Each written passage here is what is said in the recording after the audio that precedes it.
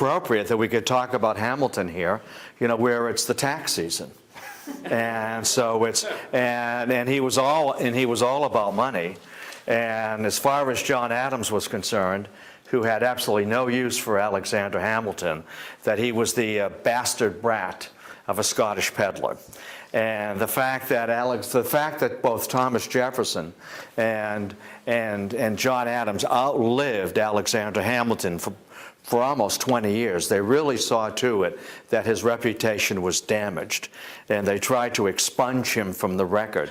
They did not like him whatsoever. And there were many qualities about Alexander Hamilton that were unlikable, one of which is that he was usually right about everything. And you know how you hate these people, right?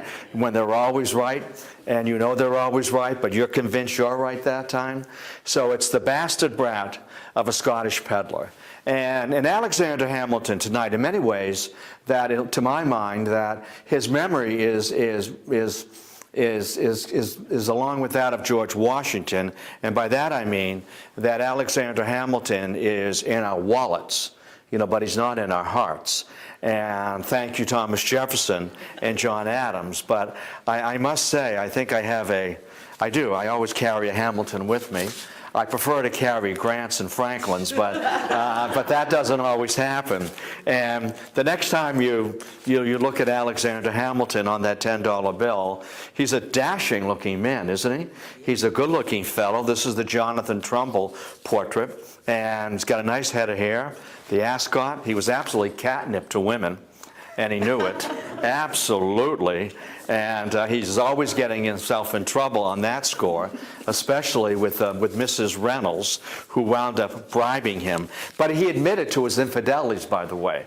And he was proud of the fact that he paid the bribe, but he did not use a single dollar of the taxpayers' money. It came out of, and he was proud of that. It came out of his pocket to get Mrs. Reynolds to leave him alone and stop trying to hold him hostage for her affections, if you will. She set him up. She and her husband set up Alexander Hamilton. So let's see if we can get to the fact that Alexander Hamilton had the highest SAT scores of the bunch. And he came from the farthest back in the pack, without land, without money, without family, with very little formal education until he got to Columbia University, but a man who was brilliant, a man who had all the tools, a man who, as I said, had the highest SAT scores of the bunch, and a man who is not on Mount Rushmore. And he would not want to be on Mount Rushmore. He would want to be on the $10 bill. As far as Alexander Hamilton was concerned, that democracy, and I'm quoting him here, and I remember him saying this, and I said, Mr. Hamilton, you ought not say that publicly. You can say it to me, but I'll not repeat it until I'm in Norfolk. All right? And so tonight's the night. Sorry, tonight's the night. That democracy was a poison, and that the people were better led by their betters, and that he was one of them. At the Constitutional Convention, Alexander Hamilton, while he supported a strong presidency, believed that the powers given to the presidency were not enough, that he ought to be elected for life. How about that? Not only elected for life, and it would be Washington, elected for life, and would have the power of absolute veto, that if he said no, the president, that's the end of it. Not bad, huh? That's called an absolute monarch in other parts of the world, in other countries. Elected for life, an absolute veto, and to make certain there was top-to-bottom coordination of federal power, of federal authority, that the president appoint all the state governors. Now imagine that. I mean, this is Alexander Hamilton. He was about power. He was about authority. He talked about a presidency that was energized. That's his word, not mine. Let me tell you a quick story about Alexander Hamilton, and I think this will give you a sense of his thought about power. He and Jefferson did not get along. What a surprise! They came from two very different worlds, and they were two very, very different men. And It's hard to imagine this, but at one time Alexander Hamilton paid a courtesy call on Thomas Jefferson. Now, picture this with me, please. Driving up the driveway at Monticello, ding dong, ding dong, ding dong. We don't think of them paying courtesy calls on each other. And Hamilton is invited in, and as Hamilton walks in, and he's looking around at the great room, and there are paintings on the walls. He says, "Mr. Jefferson, who are these people?" And Jefferson said, "Well, Mr. Hamilton, they're the most powerful men in the world. They're the most important men in the world. It's John Locke, Sir Isaac Newton, Francis Bacon." And Hamilton is looking and says, "Mr. Jefferson, you're altogether wrong. The most powerful man in the world was Julius Caesar." Now, if you know that much about Alexander Hamilton, we have a sense of his concept of power, and top to bottom strategy and the exercise of power, and democracy is a poison. And here was a man who did not suffer fools lightly at all, and a man who came from the farthest back in the pact in terms of his connections, land, money, family name, and so forth, the bastard brat of a Scottish peddler. Hamilton was born in the West Indies, and that's going to serve him well during the Revolution. He was born on the island of Nevis, and he never met his dad. His mother, Rachel, was a woman of easy virtue, and I'm being kind, and it is the season. She was a woman of easy virtue. And Rachel died when he was 13 or 14, and he was on his own. And before Rachel died, that she had apprenticed him to a group of British investors on the island of Nevis. They were involved in the sugar trade, and they found young Hamilton to be absolutely brilliant. He had a gift for numbers, for monies, the hodgepodge of monies that circulated in the Indies, in the sugar trade. And he had a gift for organization, and he had a gift for keeping records, as I said. And they found him to be an extraordinary man. In fact, he was so well organized that they left him in charge of the business when they would go back to England during the winter season, to the roaring fires and the tankards of ale and the wenches who were hanging out around these roaring fires, and Hamilton, young Alex, ran the place, and he ran it well. And at one point, they said, "We need to send this kid off and get him an education. We need to get him that parchment." So they sent him to the colonies, and they sent him to New York. He's a New York guy. Frank Sinatra, the city that never sleeps. They sent him to New York, and Hamilton was interested. Hamilton was a climber. He was a political climber, and he was a social climber. He married well. He married into the Schuyler family, and here was a guy that knew what needed to be done. So he goes off to New York, and he sits down, I guess, with the dean of Princeton University, and how long will it take me to finish this curriculum, so that I can get my BA? And he simply told, "Well, you're going to have to, go through the 4-year program and take all the prerequisites." And Hamilton said, "I don't have any time for that. I'm a man in a hurry. I can do this online. I'm a man in a hurry. I don't have any time for this." So he speaks to the dean of King's College, which today is Columbia, and they work out an agreement where he can finish in 2 years and also begin to think about a law career. So, here's a man on the make. Here's a man who's in a hurry. And here's a man, when he's in New York, gets caught up in the spirit of and the activities of the American Revolution. Now, that's another whole story. By the way, I have a piece I call it Two Toms, from Thomas Paine to Thomas Jefferson. And that's an interesting match, two very different men as well. So Hamilton gets caught up in the American Revolution, as does Aaron Burr. Both men were charismatic. Both men were organized. Both men were financial whiz kids. Burr was more of a troublesome chap than Alexander Hamilton. Aaron Burr founded the Bank of Manhattan.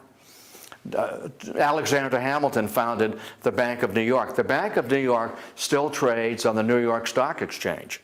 And it first went public in 1784, right after the victory of 1783. I checked it this morning.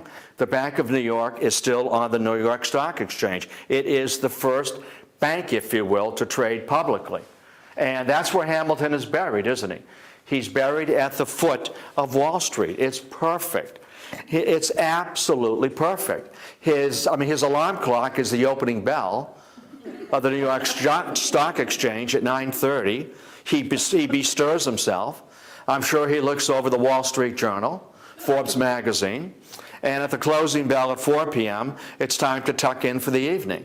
It's absolutely perfect, and I know that he rests comfortably. This country is more like the vision that Alexander Hamilton had for it, much more than the vision of Thomas Jefferson, very much a rival, a man who he will compete with for Washington's attention and ear, and certainly the way the country should evolve after the American Revolution.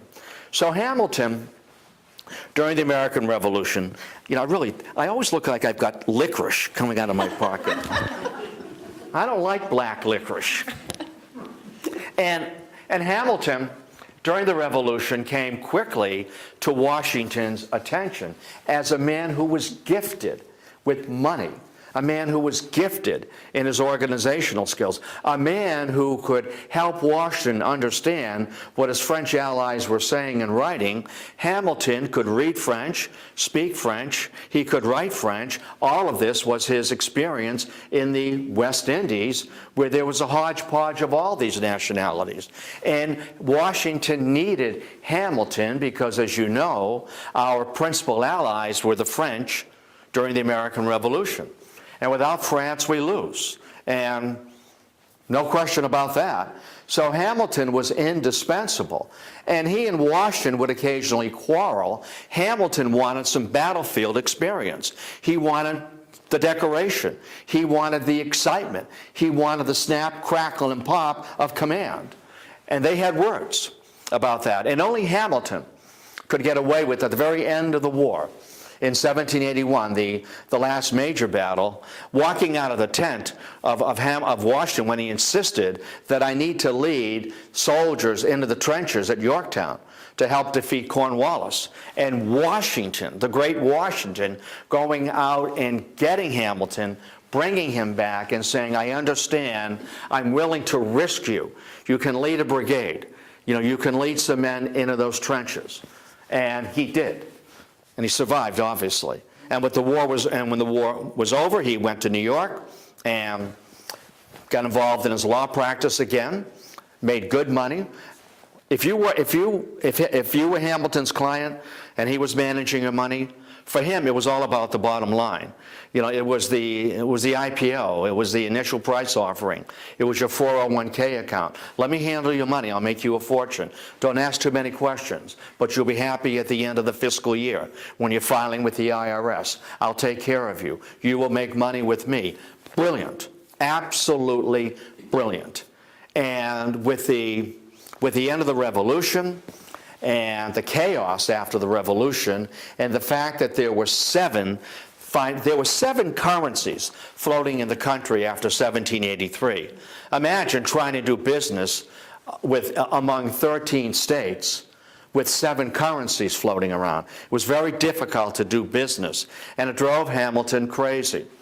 And when Washington offered him the position of Secretary of the Treasury in 1788, well, it would be in 1789, when Washington was sworn in New York, and that was just music to Hamilton. New York, I know New York. I know every head waiter. I can get a table at any restaurant at any time. I know how the city operates. I know the cab drivers. Jefferson couldn't wait to get back to Monticello. He loathed New York. Madison loathed New York. I can't even cross the street without getting run down. And Hamilton, so smooth and so slick, and always with that $50 bill, not yet, I'm making that up, going to the head waiter and saying, I need a table now with my young lady. by the window overlooking the Central Park. I made that up too. There was no Central Park. But that's Hamilton. Smooth, cool, maybe not fun to be with, but an interesting conversationalist, a guy who would give you the inside trading news if you needed it. So Washington knew all of this about Hamilton. He knew how skilled he was. And he knew that the country needed a financial advisor. In fact, Washington, when he was sworn in, but he's on Mount Washington, Washington, who was sworn in and got a look at the Constitution and the responsibilities of the presidency as outlined in Article 2, said, I can't handle all of this. I need help. I need some advisors. I need a hutch. No, I'm going to call it a cabinet. I'm not going to call it a hutch. I need a cabinet. And I need help in 4 areas. And the most important cabinet position in the early country, because it was an issue of finances. The major questions were issues of finances. How to raise money, how to pay down the nation's bills, how to establish trade and credit. And Hamilton is my guy. And at 34, Alexander Hamilton remains today the youngest Secretary of the Treasury. And so Hamilton at Treasury, I need a financial guy. He was the nation's first money guy. He got the nation out of debt. He turned it around. He made the country solvent. And he was good at what he did, and I'll get to that in a moment. In Washington, I need help at state. Thomas Jefferson, a federal Virginian. So that puts 2 of these antagonists in the cabinet. I'm not an attorney. I need help I need an attorney general, another Virginian, Edward Randolph. And I need a Secretary of War, because I've taken the uniform off. First in war, yes, but now I'm first in peace. And I need a war guy. I need a Secretary of War. And that's from Massachusetts, Henry Knox. You know, the man who learned how to make war from reading books when he sold books to British officers in downtown Boston. He was the first Amazon.com. You know, they would order through him, he would receive them, he would read them, take notes, and then pass them along. So, and he's the guy that pulled that cannon down, you know, from Fort Ticonderoga and forced the British out of Boston in March. You know, these kids in Boston today, they get evacuation day off, don't they? Yes, they do. They have no idea why. They have absolutely no idea. If I'm ever governor, and I'm going to do this by an executive order, I'm going to change the name of Evacuation Day to something else. I mean, it sounds like an unpleasant medical procedure.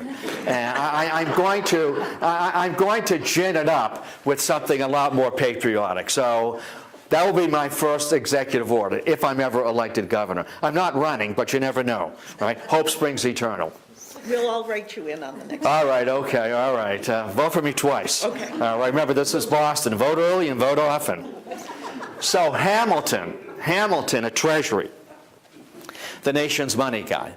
And what did he know? We need to pay down the nation's debt. We need to be solvent. We need to raise, I need to raise money, and I need to get credit in trade, and we need to industrialize. It's commerce, it's banking, it's finance, it's steel mills, it's railroads, it's Henry Ford's automobile industry. We need to be prosperous. We do not need any more farmers. We have enough farmers. There's no money in eggs and land. The money is in trade, in commerce, and so forth. That's where the money is. And of course, we know that Thomas Jefferson had an altogether different vision of the nation. A nation of yeoman farmers, a nation of agriculture. Keep industry in Europe. That's Thomas Jefferson. We have an Eden here. And as Jefferson would say, and he's a very complicated man. Here's a man, Thomas Jefferson, who threw an awful lot of shadows at you. You know, Thomas Jefferson would show you the Jefferson you wanted to know. It was like looking at a kaleidoscope. You turn it and you see a different color, a different shade. That's Thomas Jefferson. The Thomas Jefferson never really stood up. Alexander Hamilton was the real deal. And Jefferson would say it's no accident, you know, that the Lord put Adam and Eve in the Garden of Eden. And Hamilton would say that was a mistake. They belonged in a steel mill. I mean, that's the future. Business, trade, banking, that's the future, not in potatoes. So Alexander Hamilton the nation's money guy, that he laid out a very ambitious plan to reorganize the federal government financially. The country today is more like Hamilton's model, more than it was ever Thomas Jefferson's model. There are two guys. There are only two men from the founding father generation who would be perfectly at home today. One would be Benjamin Franklin, and the other Alexander Hamilton. All the other founders would get back on a plane and fly back to the 18th century. These two men, they would have to do a little catching up, but they would be absolutely at home today. And Alexander Hamilton today would be a venture capitalist. And that's what, and then he would make his money, sell, and move along to the next enterprise. But right now, my enterprise, I am the nation's top financial cop, and I know why I've been hired. And he issued to Washington. He drew up, and Hamilton had a plan for everything. He always had that laptop with him. He always had those blueprints with him. He always had that attaché case with him. He had a plan for everything. He had the vision. He was a chess player. He was 10 moves ahead of most people. That's Hamilton. And he knew this. He knew he had Washington's ear. He knew that he was the son Washington never had. And he had Washington's ear, and he had his complete trust and confidence. Hamilton will issue 3 major financial reports. And the first one is the report on, it speaks for itself, the report on public credit. We need to establish credit. We need to be solvent. We owe $54 million to the to the Dutch, to the French. We owe money to the soldiers, who were sent home without money, without pay. Only George Washington could pull that off. Can you imagine? You're all dismissed. Where's my paycheck? I'll get it to you. Only he could pull that off. We owe money to our soldiers. We owe money to the men and women, to the families who took out war bonds, during the Revolution. They haven't been paid. All of these people need to be paid. We need to pay our bills so we can establish credit and borrow more money, the full faith and credit of the brand new United States of America. Now, there were some folks who were arguing that the war is over, that much of this debt, or some of this debt, had been contracted by the Second Continental Congress. Guess what? They're out of business. They're closed, gone fishing. No one's picking up the phone. So let's simply not, we'll say, well, chase them for the money. This is no longer a country being run by the Continental Congress. Chase them for the money. They're out of business. And we're going to turn the dial back to zero. And Hamilton said that's the way to look at it. You run on your debt, we won't get credit. We need credit. We need to be solvent. And I have a plan as to how to establish the full faith and credit of the United States and pay down the nation's bills and to raise money. The only bit of money coming in initially was a trickle of money from land sales. And we need more than that. So Hamilton issues, and this is his first step. There are 3 steps. There are 3 major stepping stones to his financial plan, financial recovery. The first one was his report on public credit. And the report on public credit had 2 pieces to it. So if I had a blackboard, what I would do with you and for you, the report on public credit, and it had 2 pieces, 2 parts, 2 subtexts. One was the assumption plan, and the other, parenthetically, would be the funding plan. Now, what was the assumption plan? That I am going to nationalize all the debt of this brand new federal government and the state governments. We will pay your debt. Not only have the Continental Congress run up debt with loans, borrowing rather, and with war bonds, The states, acting independently, had also run up debt. They had borrowed money. They had issued war bonds. I mean, this was a messy revolution. And as I said, there was a hodgepodge of money everywhere. Worthless continentals. There was Spanish gold. There were drachmas and liras and pieces of eight floating around. It was a financial nightmare. And I need to straighten this out. And I have a plan. We need to straighten this out. You know, it's like an accountant going in and looking at your books and saying, what is this? How do you manage this way? You've got 4 checking accounts going, and none of them balance. And that's the good news. The rest of it is even a complete disaster. So Hamilton, for one thing, and this is why in the Constitution it was made quite clear that there will only be one currency issued by this brand new United States government, just for starters, and retire all that other money. The assumption plan. I'm going to assume all the debt from the Continental Congress and the states. I'm going to assume all the debt. Now, people from Massachusetts liked that very much, and so did New York, his home state, because they were deeply in debt from the Revolution. I have a reason for making this point. Maryland, for example, was in the black. I mean, they had not come out of the Revolution in the red. They were okay. They were relatively solvent for as best as one could be. But I'm going to assume all the debt. Okay, that's good for some states, and Virginians are saying, well, why should I pay the debt of New York or Virginia?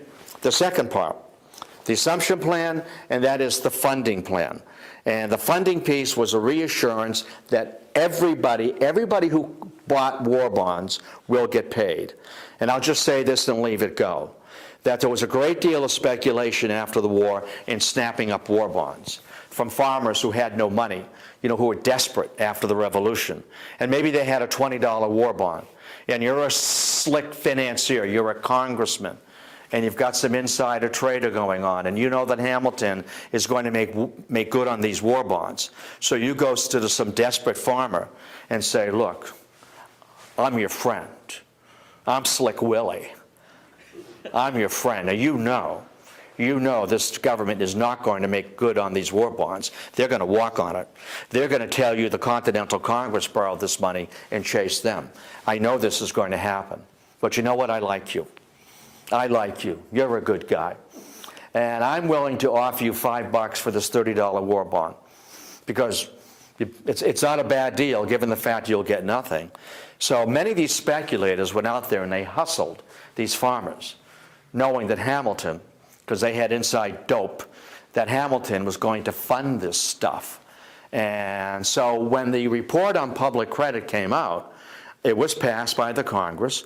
The assumption plan was picked up, and the funding plan was, they voted on this, and they voted on this because they knew, all right, they knew that Hamilton would make good on it, and they had beaten these farmers on their war bonds. Now, that's going to lead to something else. So the report on public credit is going to lead to, secondly, to a report on a national bank. So I'm going to slow it down right here. A report on a national bank. We need a national bank to do the nation's business. We need a Bank of England. We need a national bank. And I cannot do business through the state banks, the Bank of Philadelphia, or my bank, the Bank of New York, or Burr's bank, the Bank of Manhattan, or the Bank of Boston. It's too clumsy. It's too clunky to try to keep 3, 4, 5 checking accounts separate. I want a national bank, a Bank of the United States. I want my name on the checkbook, and I want my routing number, all right, so I can follow this. I cannot do business through 3 or 4 state banks. I'm going to come right back to the funding program. This is going to develop into an enormous debate as to how to read the Constitution properly. When the cabinet met, and at one time the cabinet could meet in a phone booth. It could meet at Dunkin' Donuts. There's 4 guys in the cabinet.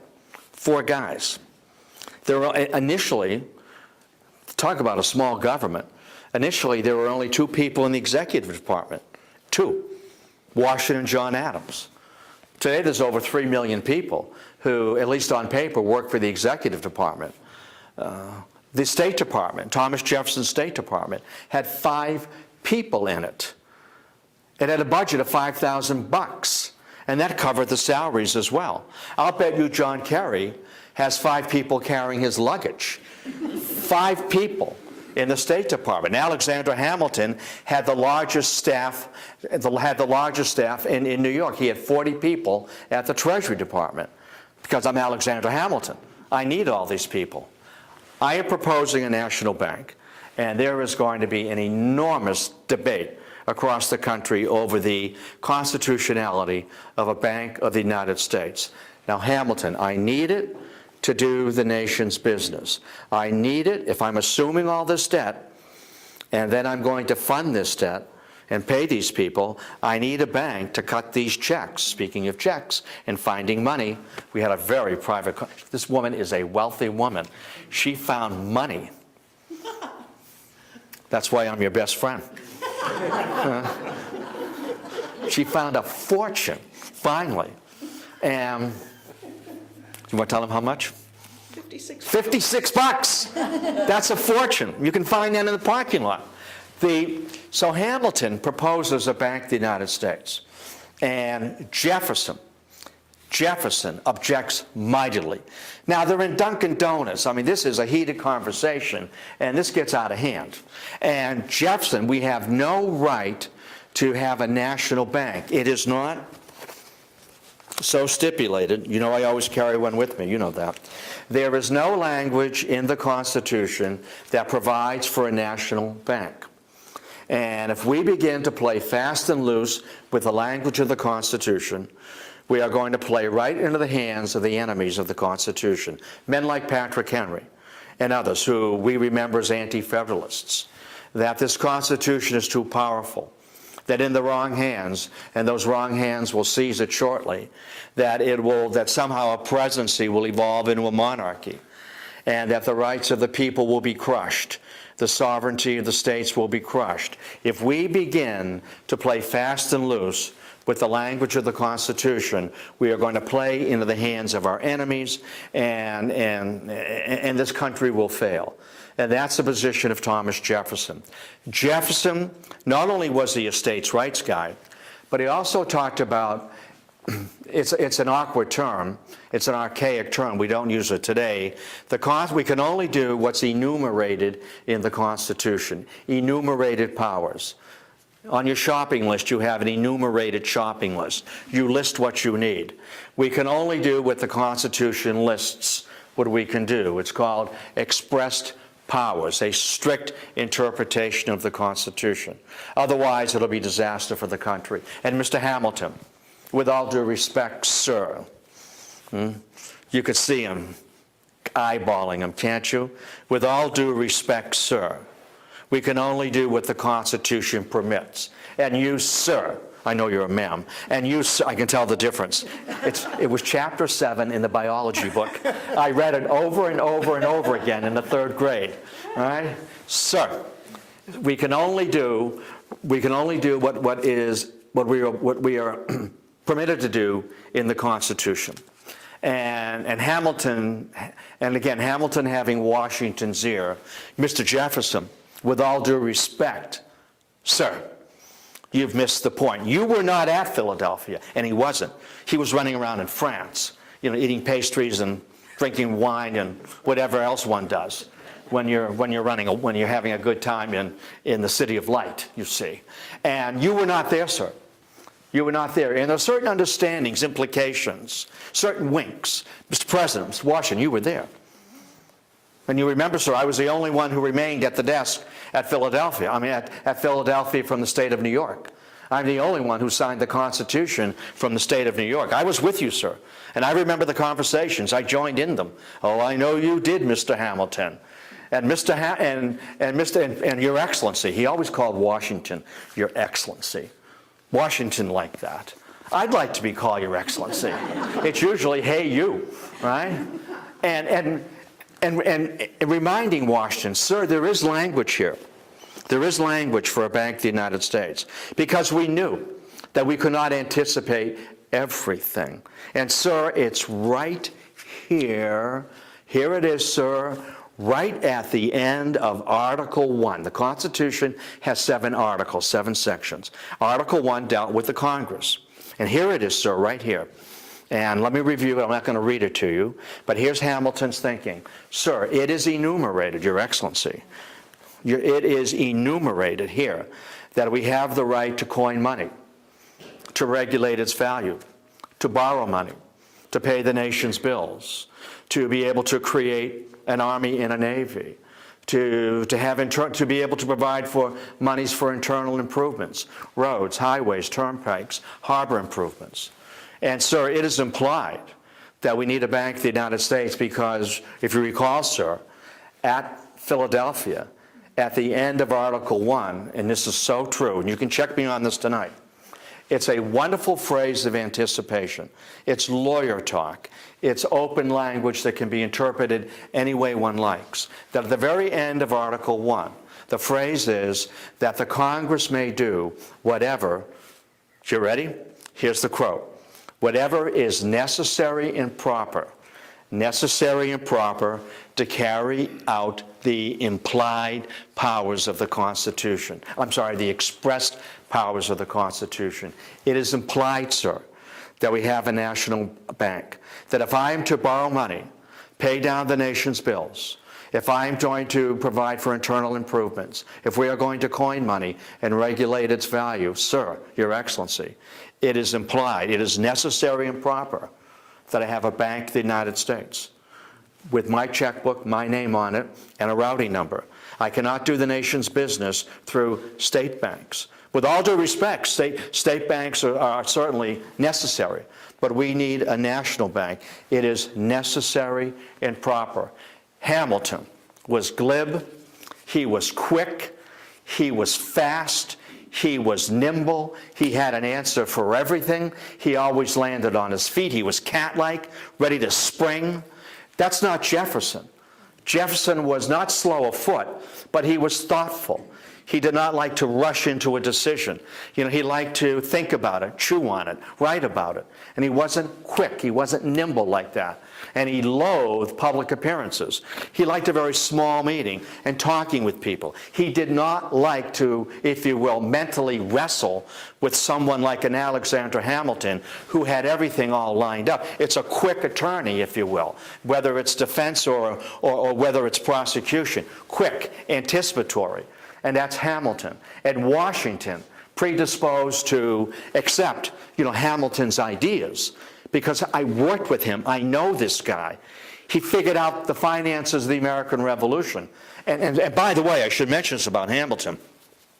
He had an epiphany during the experience at Valley Forge that we need to tighten up and do something about states' rights and prepare this nation to be able to be an independent nation and defend itself and do business and to tighten up on the states. And here's a story here. I told you the story about Jefferson, and these aren't the greatest men.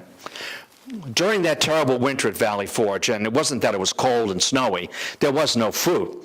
And there was no money, and desertions were legion. So the quartermaster, who was sent out by Washington to try to scour the Philadelphia countryside for barrels of flour, and these guys were buying barrels of flour, and they brought the flour in wagons rattling into Valley Forge. And these hungry soldiers, these sunshine patriots, if you will, taking a screwdriver, if they had a screwdriver, and prying the lid off it. Hamilton's there. There's supposed to be a barrel of flour. Well, the first 3 inches had flour in it. The rest of the barrel was filled with sand. We've been defrauded. We've been hoodwinked by these Pennsylvania farmers, and we can't be betrayed like that. We have to make sure that they know who the boss is. And he remembered this. And he brought that with him. I have a reason for bringing that up. So necessary and proper. We need a Bank of the United States. And in order to get Madison and Jefferson to drop their opposition to the bank and to the funding program, because they knew that Hamilton's pals were going to make money on this, rather than these farmers who would put up 20 or 30 bucks, that there's a dinner party. And the only record we have of this dinner party is Jefferson. And at this dinner party, Hamilton is there, Madison is there, and Jefferson is there, 2 Virginians, 1 New Yorker, and these 2 Virginians loathe New York. They didn't dare to cross the street. They loathed New York. And Hamilton said, and this is Hamilton, gentlemen, I'm sure he said, pull up the chair, pull up your chairs. Another bottle of Madeira, please, for the table. Another bottle of Madeira. And I'm proposing an offer here. If you will support me in this funding plan, and by extension, I guess, the Bank of the United States, I'll talk to the old man. I know you hate New York. I love it. I know you hate New York. The theater, the women, the dining, the restaurants, all of that. I know you hate New York. I'll propose to the old man that we move the capital. We move the capital to closer to the Potomac, so that Mr. Jefferson and Madison, Mr. Madison, you can be at home. You can be close to home. In fact, you can go home for lunch. And George Washington can be closer to his beloved Mount Vernon. And I'll propose to the old man that we move the capital in 10 years. And I'll do that, and the quid of the pro quo will be, you'll drop any opposition to the assumption plan, the funding plan, and you'll be able to deal with the Bank of the United States. And we'll move it to closer to the Potomac. Now, Hamilton, the reason he's offering this is he knew that these men want to be closer to Virginia. When Jefferson said my country, he always meant Virginia. He put it in a swamp. And the reason, it's a swamp. I mean, Washington, D.C., before it became Washington, D.C., land that was donated by Virginia and Maryland was a swamp. And the reason Hamilton did this is he already knew how bad the French Revolution was, because the capital was in Paris, and these ignorant peasants, could attack the capital, storm the Bastille, arm themselves, and eventually, I mean, he assumed this would happen. The blood of the guillotine, the reign of terror, and the execution of Louis XVI and his bride Marie Antoinette. We need to put the capital in a swamp. I don't trust the people. Look what they've done in Paris, because they have access to the capital. If we put the capital in a swamp, nobody will have access. I'll helicopter in, and the alligators will take care of these peasants. So that's his thinking. And these guys say, hey, wow, he'll persuade Washington, because he knows how to muscle them, to put it in not in a swamp, but to put it closer to their hometown, where we can go home for lunch. So this is Hamilton, a wheeler and a dealer. Here's a guy, I'm sure after you shook hands with him, you made sure your wristwatch was on your wrist, and you still had your fingers. And where's my wallet? All right? He was good. He was clever. He was excellent for the country. He would be right at home today on Wall Street. He would have had his bailout. He wouldn't have gone to jail. He would have got his bailout. I keep waiting for my bailout. I'm waiting for a skid of money to appear on my front stairs, all nicely shrink-wrapped. Well, so that's passed. And then bang, his next report, a report on manufacturing. We need a tariff to protect infant industries here. If we are going to develop and have an industrial base, we have enough farmers. We don't need chickens. And he couldn't tell the difference between an egg and a potato. He's an urban guy. He's a cosmopolitan guy. All I know is there's an omelet. I have no idea where it came from. I don't want to know. I don't need to know. A report on manufacturers. We need a tariff to protect our industry against the Brits who are going to be dumping their manufactured goods on our shores. Their industrial base is established. They're efficient. They've cut their costs. They have it down. We have a lot of startup industry, and it's going to be expensive when we start up industries until we get our efficiencies and our costs in order. So we need to protect American manufacturing, infant industries. That's what we need in this country. We don't need farmers. farmers, and the Jeffersonians and the Madisonians complaining, there goes Hamilton. Again, once again, trying to help his fat cat industrial friends at the expense of good yeoman farmers who make their money honestly. You know, their hands are calloused. You know, they're up at daybreak and they go to bed at 4 p.m. Hamilton, New York doesn't start until 11 p.m. I mean, that's when you go out. That's when the action is. That's when the deals are made. And his fat cat friends. And again, an example that maybe this country isn't for us, these protective tariffs. So this is an issue. He will eventually get his tariffs. But it's the assumption plan to nationalize the debt. It's a bank. It's protective tariffs. That's Hamilton.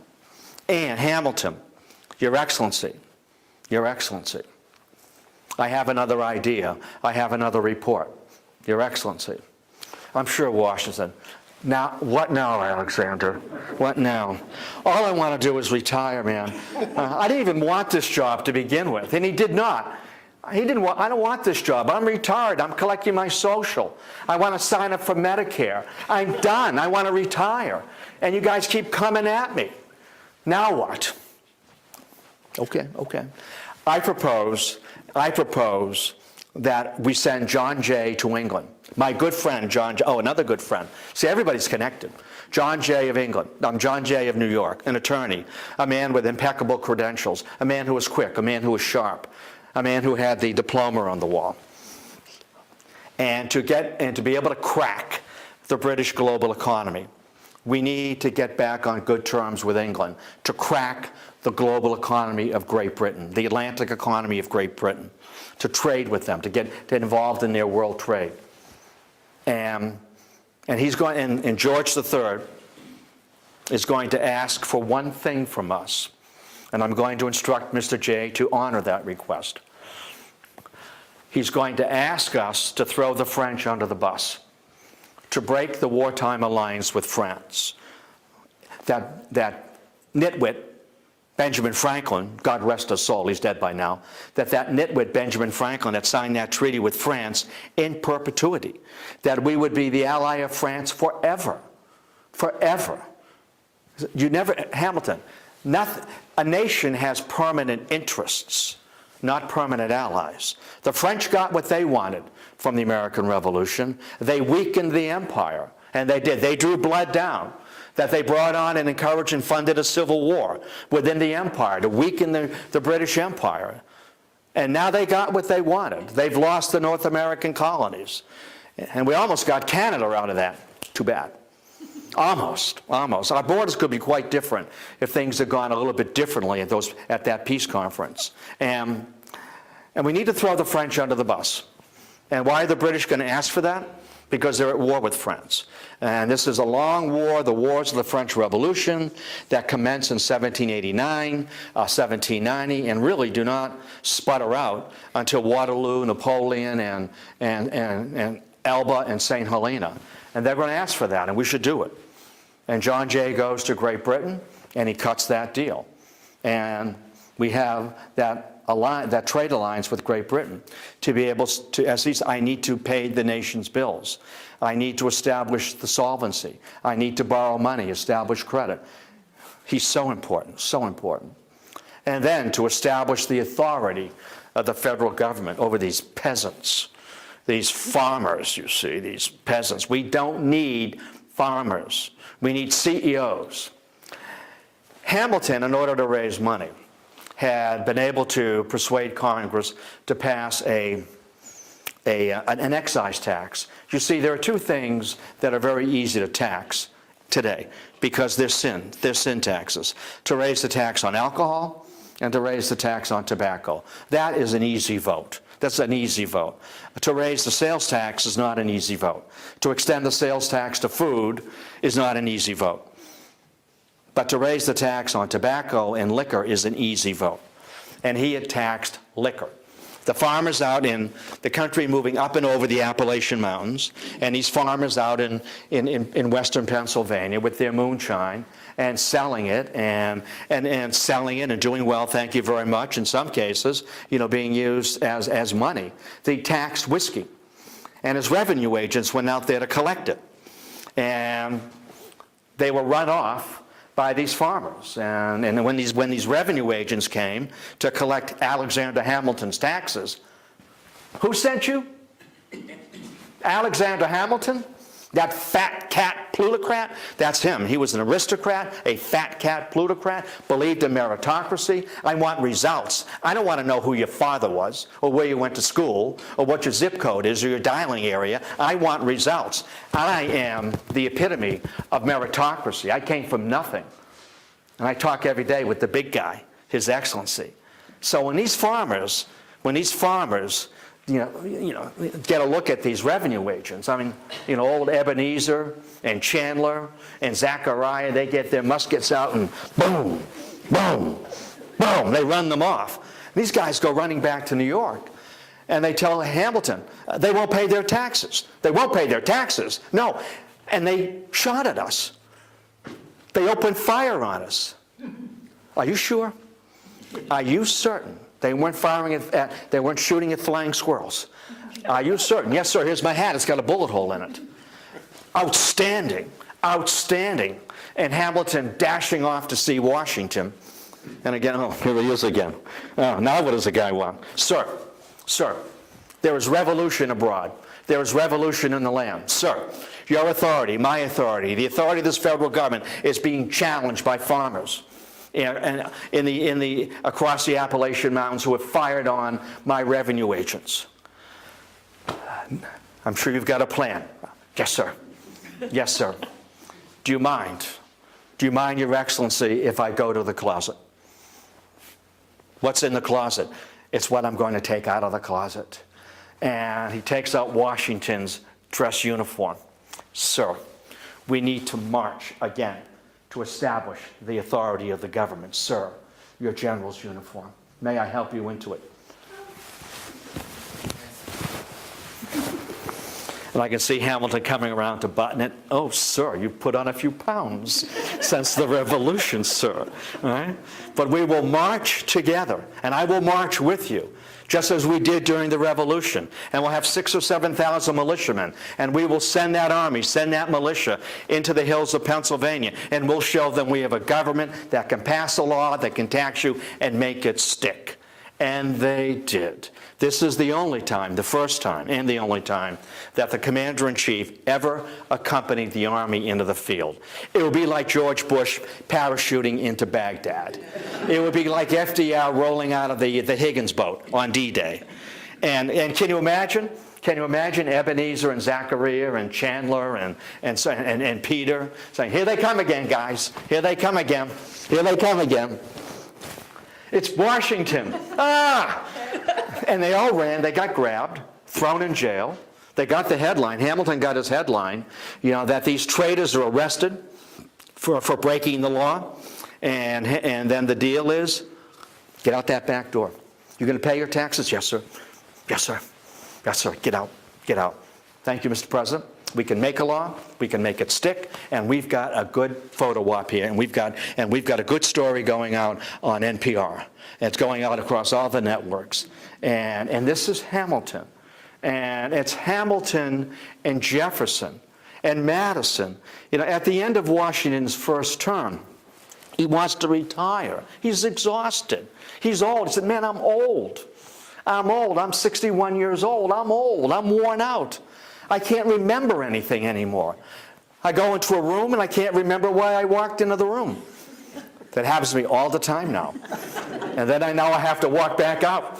And I walk back in. And then I remember why I walked into the room. I can't remember where I left the car keys. I fall asleep at meetings. I cannot hear anymore. I can't see anymore. My ankles are pulling. I've got edema. I need to change my medication. I want to retire. And they convinced him, "We need you, sir. You're the only one we trust. 4 more years, 4 more years, 4 more years." And he agrees. And both these guys quit. Hamilton, and certainly Hamilton and Jefferson, they cannot stand each other either anymore. And that leads to political parties. Hamilton leaves office in 1793, 1794. He will write Washington's farewell address. And that farewell address, by the way, is read every year, February 22nd, into the national by a senator chosen by the Vice President Biden. It's read into the record, and the guy who read it this year was the senator from Illinois.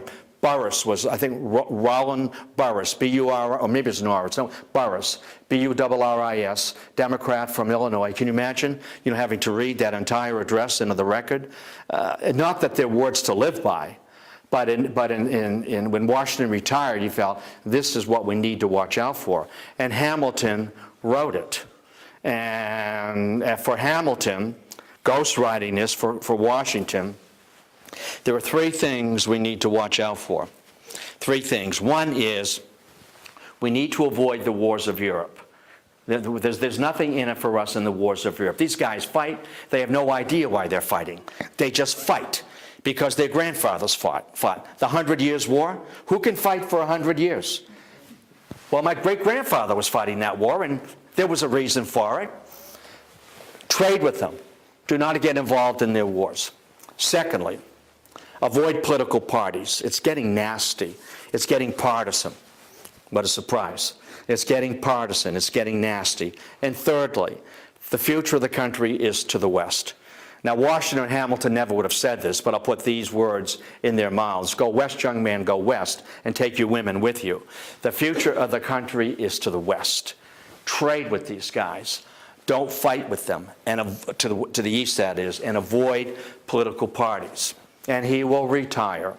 But he will not retire from politics. And I don't want to get into this unless there's a question. You know that he and Burr are going to tangle horns, aren't they? And Aaron Burr is going to get mixed up in a terrible situation in the election of 1800.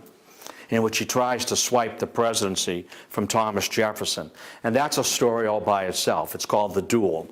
And Hamilton, working the back channels and working the delegates in Congress, who now, the representatives have to choose the president according to the Constitution, because no one has a majority in the Electoral College. And Hamilton loathes Burr. He dislikes Jefferson, but he loathes Burr. And there's a difference. And he makes this pitch, he works the congressional delegations, and he tells them that Thomas Jefferson is the lesser of two evils. We don't want Aaron Burr there. And of course, Aaron Burr finds out that Alexander Hamilton had worked against him. And then when Aaron Burr attempts to run for the governor of New York, Alexander Hamilton makes certain that he's not elected governor of New York for the same reasons, that he's a man of ambition. He's a man not to be trusted. He's a man who's two-faced. Sometimes it takes one to know one. Aaron Burr, I'd like to know what Aaron Burr had for breakfast. Aaron Burr sired two children out of wedlock in his 70s and was divorced for adultery, I think at the age of 79 or 80. Now, I mean, that guy had staying power, didn't he? I mean, he didn't give it up. He did not go gently into that good night. And so for all of this political machinations, Burr will challenge Hamilton to a duel. Hamilton, who really did not know one end of a dueling pistol from another, will accept the duel. They'll cross the Hudson. They'll go over to Waukegan, New Jersey. Dueling is illegal in New York. Who cares? It's a way that gentlemen settle a matter of honor. And when Burr makes the challenge, Hamilton has to accept. One, I hate the guy. And number two, he'll mock me if I don't accept the challenge. And I can't allow my reputation to be dishonored like that. So he accepts the duel, and he gets shot down, doesn't he? He gets shot down by Burr. And boy, that's a nasty wound. That's a .50 caliber bullet. That's a big slug. And it crashes and it deflects off his chest bone, goes through his diaphragm, passes through his liver, and ends up at the back of his, lodges against his spine. And he dies a day and a half later. Burr flees. And Hamilton is dead. And we'll go to the beginning, since we're at the end, and he rests comfortably. At 9:30, the opening bell, I flip through the Wall Street Journal, and at 4 p.m., the closing bell, and I put on my jammies, and I put on my Alexander Hamilton pajamas, and I'm ready for the night. That's Alexander Hamilton, and he rests comfortably at the foot of Wall Street. I know he does, and he'll be right at home today. Brilliant, absolutely brilliant, and a man who, for the rest of their lives, Jefferson and Adams worked to expunge his reputation and to ruin his reputation. His wife, Elizabeth Schuyler, died in 1854. She died at the age of 97. Talk about a lifeline. Nobody lived to 97 back then. She did. And she spent the rest of her life defending her husband and making sure the country did not forget Alexander Hamilton. And as I said, he may not be on Mount Washington. He would not want to be. But he's in our pocket. He's in our wallet. He's on the 10. And you may recall that more than a few years ago, there was an effort that somebody made a stupid motion in Congress or a bill to replace Hamilton with Ronald Reagan on the $10 bill. And no disrespect to Mr. Reagan, but Hamilton belongs on the 10. Jefferson's on the $2 bill, and you can make of that what you like. I don't even know if they still make a $2 bill. And I mean, it's not unusual. It's certainly the Andrew Jackson wound up on the $20 bill and displaced Grover Cleveland. So, I mean, those things can happen. And the only reason Andrew Jackson bumped Grover Cleveland on the 20 is that in 1928, the Democrats thought it'd be nice to honor the 100th anniversary of the election of Andrew Jackson in 1828. So they bumped Cleveland and put Jackson on the dollar bill. So for this gentleman to file a motion or a bill to replace Hamilton with Reagan, at least historically, it has precedent. But it didn't happen. I'm glad he's on the 10. I've got a couple with me. As I said, I prefer Grant and Franklin. But I don't have that machine yet. All right? I've got the other one. So what can I help you with? A question, an observation, a memory? You've got a $10 bill? I saw you fumbling for your money. I have everything but a 10. You don't have any money? No, I have everything. I don't have a 10 though. Oh, okay. You need a 10? Women don't carry money. I'm not going to ask you how much money you have with you. But most women carry like $2. I don't get it. $2, $5. I run it out. You're running around with only $2 in your pocket? I've had this money for about a month, so you're right. Thank you. Thank you. Hamilton thanks you for being a saver. Well, I have a charge card. Pardon me? I have a charge card. So do I. You want to see them? My question is, how old was I've got a bunch of charge cards. Hamilton? I keep the economy moving. Without me, the unemployment rate would be 40%. I keep the economy moving. How old was Hamilton when he died? He was 47 or 48, and Aaron Burr was roughly the same age. It was either 49, 47, or 47, 49. Was his wife younger? You said she... Oh, no. She wasn't younger. She was, I think she was a few years younger when he married her. But he, if you want to read an interesting letter, the letter that he left for his wife, I didn't plan to go into this, so I didn't bring the letter with me. The letter that he left for his wife, in the event he was shot down, to be given by a friend and read to her, you read it and you want to weep. And the best of wives. He signs off to the best of wives. You know, I've always loved you, and I will wait for you on the other side. To the best of wives, my dearest Elizabeth. And she remembered and held that name, and that's why she kept his memory alive for the longest time. There aren't too many women who would do that. You know, they'll cash in your life insurance. They take a trip and they're meeting a new guy. Right? They're meeting a new guy who's usually 10 or 15 years younger. Did they have children? Oh, they had 7 or 8 children. In fact, it was, and this makes no sense. Hamilton's son, Philip, at 19, was killed in a duel. And he was killed in a duel defending his father's honor. Because, I've forgotten the fellow's name, that this fellow was one of many of Hamilton's enemies. And that this man made just the observation that if Alexander Hamilton could do it, that he would start a second revolution and turn the country back into a monarchy. So his son Philip at 19 felt that his father's name had been besmirched. I like that word. That's a good verb, right? Besmirched. So he challenged him to a duel, and he lost the duel. And he fought him on the same dueling field in Waukegan, New Jersey, very same dueling field, and used the very same pistol Alexander Hamilton did that his son used. The same dueling field and the same pistol. Ay, ay, ay. Doesn't get any better than that, does it? I mean, that kind of history from the bottom up, people don't know that. Maybe you folks do. But that stuff never gets in the history books. I'm using the same pistol, the same dueling field. And that rock, and you can go to that dueling field that hasn't been touched. Yes, ma'am. Didn't Hamilton have a newspaper in Boston or someplace? Hamilton? Hamilton. I'm not aware that he had a newspaper. I know that he had newspapers that were in his pay. Back then, the way you got the word out is that you had editorial writers in your pay, that would represent your point of view or attack somebody in print that you wanted attacked. Thomas Jefferson had Hamilton attacked in the newspapers. He had John Adams attacked in the newspapers. I mean, these guys didn't always get along. I mean, this was partisan. This was nasty. This was about power. This was about money. This was about influence. This was days of our lives. I mean, this is Dallas. I mean, these guys weren't. These guys weren't.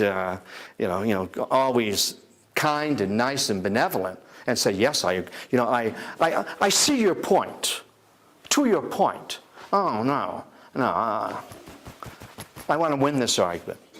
I mean, can't you see Hamilton, after he and Jefferson have talked to Washington, and reading Washington's eyes, Washington had a very mobile face, and Hamilton closing up his attaché case, knowing he's won the argument, and walking out and just kind of giving Jefferson the look. Got you again, didn't I? It's like a kid in school. It's like your older brother or your younger brother making a face at you. I got you this time, didn't I? Dad got you. I ratted you out. Bing. But I like it. It's good stuff. It's good history. It's our history. 1, 2. Yes, sir. Just a comment on the duel. You probably know this. I probably don't. There's some questions as to whether Hamilton really wanted to shoot. Oh, I know. Yeah. His bullet was taken from a limb of a tree. Yeah. 12 feet Yeah. above Burr and 4 feet to the right or left, something like that. You took photos, didn't you? What's that? I said you took pictures. You took photos. And they cut the branch down. Apparently it's around that. I don't know what was Yeah. cut for a while. Hamilton threw his shot away. Yeah, that's what that. Yeah, he threw his shot away. I made my point. I'm here. Yeah, I made my point. I'm here. I've defended my honor. I've accepted your challenge. He threw his shot away. Yeah, I'm hoping that after if he didn't get killed, then they could meet again. That's what would happen. If one guy threw his shot away and he survived, the seconds would get together and say, okay, how do we settle this without any more shots? Right. But he didn't. But Burr did not throw his shot away. No. No, he did not. And when you throw your shot away, and the other chap does not throw his shot away, as a man of honor, you have to stand there and allow him to take a shot at you. And Burr was an expert marksman. Can you imagine standing there and Burr looking you in the eye, and you know he wants you, and to very carefully draw on you and send that big slug, at 54 caliber slug, crashing into your rib cage and just split. It's a slow moving slug.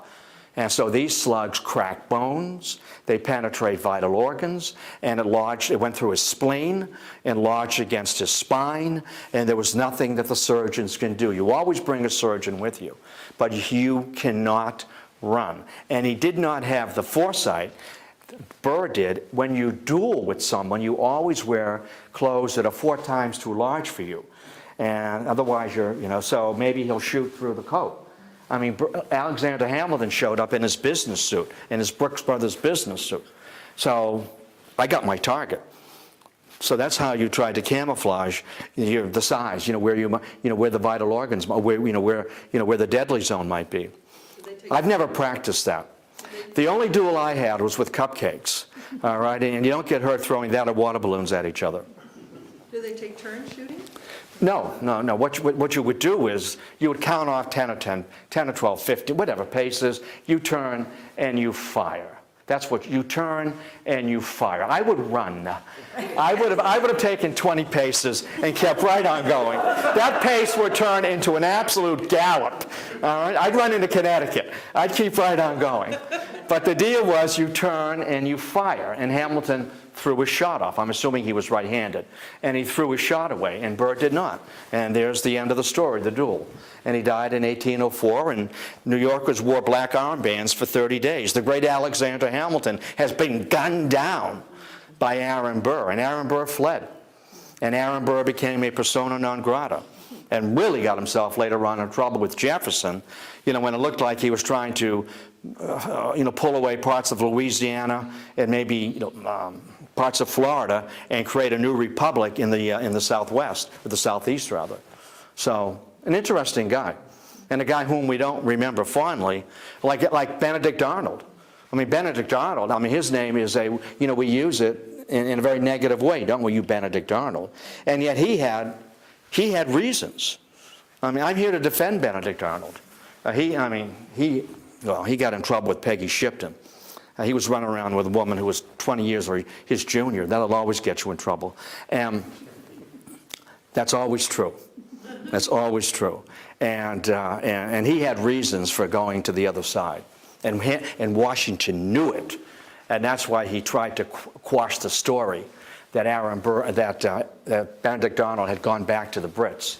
He had reasons. And Benedict Arnold was one of Washington's finest combat generals. And Benedict Arnold had reasons for changing sides again. That's another story, too. It is. Yes, it is. I'm here to defend Benedict Arnold. In defense of Benedict Arnold, I like that. You got $56? I do. We will set up a commission, and we'll call it In Defense of Benedict Arnold. What do you want? Tell us when dueling finally became illegal everywhere. Oh, I don't know. It probably isn't. Jersey, I'm sure it is illegal everywhere. But there are other kind of duels. They're in bars. They're called fist fights or knife fights. That's why you don't bring a knife to a gunfight. He's shooting somebody with a 54 caliber bullet. Yikes. It's a big slug. It's about the size of all of those rings together. All right? And that's, what do you want? Didn't Jefferson resign? I love doing that. Huh? Didn't Jefferson resign from the cabinet because of Hamilton? They both resigned because of each other. Oh, they did? Oh, yeah, they're right. They both convinced Washington to take a second term. You're the only one we all trust. Then they vanished on him. They left him. That's not right. Did he have any ambitions politically? Who? Hamilton. Hamilton? Yeah, did he ever have any desire to run for any? I've never read where he had any political ambitions. He liked to be the power behind the throne, if you will, to maneuver, to manipulate.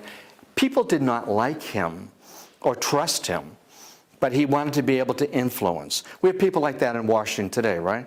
I'm behind the chair. I'm the guy talking. I'm the guy who's the puppeteer. And that was him. But boy, as Secretary of the Treasury, he was solvent, pay its bills, and up and running. When Washington retired, the country was prosperous, it was at peace, and it was intact. And he's on the $10 bill. Yes, sir. How did Hamilton come to the attention of Washington, since one was from New York and the other from Virginia? Yeah. He came to the attention of Washington because when Washington left the Boston area, when the British evacuated, and the Brits were making a run at New York. They wanted to make a run at New York to split the colonies, and also New York was an absolute firewall, they thought, of loyalist support. And so when the word got out that the Howe brothers were on the way to New York, the word was sent to Washington to pull that army together, such as it was, and make it to New York. Pardon me. It's at that point that somehow Hamilton is able to make his connection with Washington. And you know how it is when you find somebody who is really good at what they do, and you ask for the report in 3 days, and it's there in 3 hours. And who is this guy? And who is this guy? Well, he's nobody from nowhere, yeah, but he's good, and he knows French, and that's where it came from. And that's why Hamilton, because he could not wiggle away from the intent of Washington. He was always there doing the paperwork, raising money, working, dealing with the French, adjudicating with the French. He wanted a command. He wanted some tin on his blouse, if you will, on his uniform. And so that's why he was able to lead troops, into the encampment of Cornwallis at Yorktown. And it's interesting how things work out, isn't it? You never know.